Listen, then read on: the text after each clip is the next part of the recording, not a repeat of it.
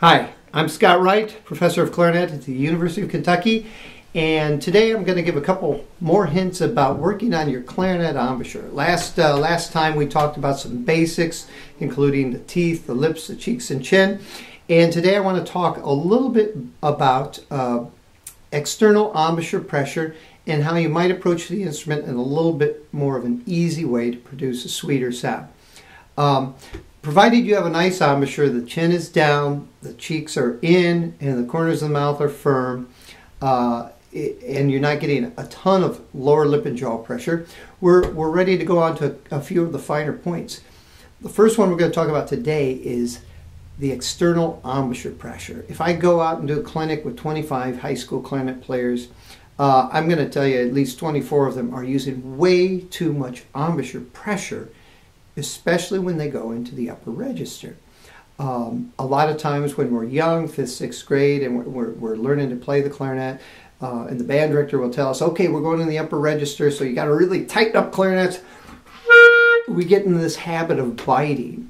And just the opposite is really true. As we go into the upper register, we really, even though we keep the embouchure firm, we do not add extra pressure. We want to actually free the reed up. We want to use a little more air, and that's going to create the pretty sound as we go in the upper register.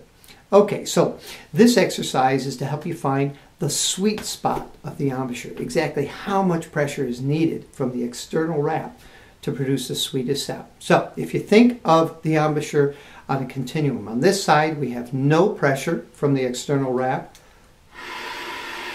we get no sound. If on this side we have complete and total pressure, we get no sound because the reed can't vibrate.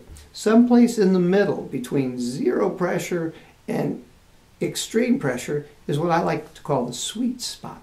So the exercise I like to do is I'm going to take a simple open G, and I'm going to take a giant breath, and I'm going to start from no pressure, and then I'm going to imagine my embouchure is going to be like the opening of a duffel bag, and I'm going to pull the string, and gradually the embouchure is going to close down a little bit until we get a grip and the reed starts to vibrate and we get a sound.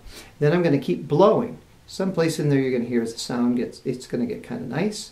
Then I'm going to keep going until the sound gets really pinched, forced, strained, and eventually it will cut off. So again, you take a deep breath.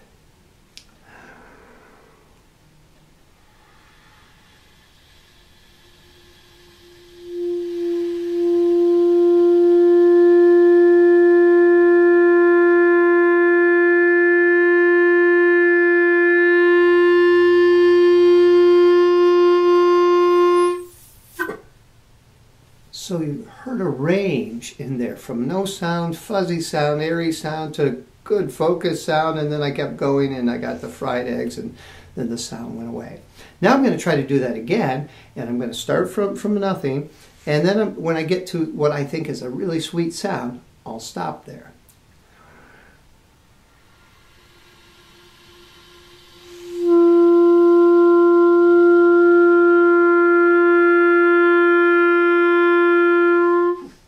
Okay, then I'm going to just try to start my tone with that sort of setup. And I'm going to try to get my lips, my embouchure, my air and everything to remember that setup. And I'm going to start a few notes. And I'm going to get used to that.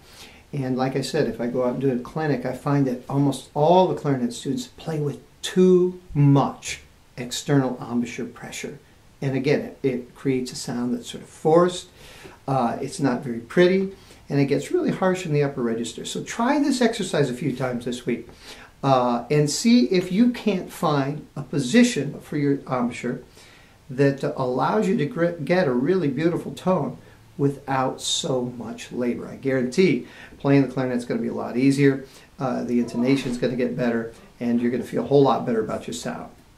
Going to give one little plug. If you're looking for great places to go for summer music camp, I teach at the Young Musicians and Artists Summer Music Camp. I'm the band director and clarinet teacher, and that's in Salem, Oregon this summer. And I also am the band director and clarinet teacher at the University of Wisconsin Green Bay Summer Music Camp. So if you're looking for some great places to go and further your study on clarinet, check out those two places. They both have websites. Have a great day and go practice.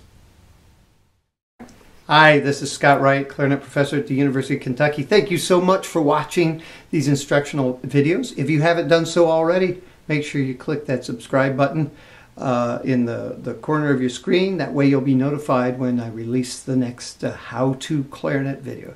Thanks a lot. Now go practice.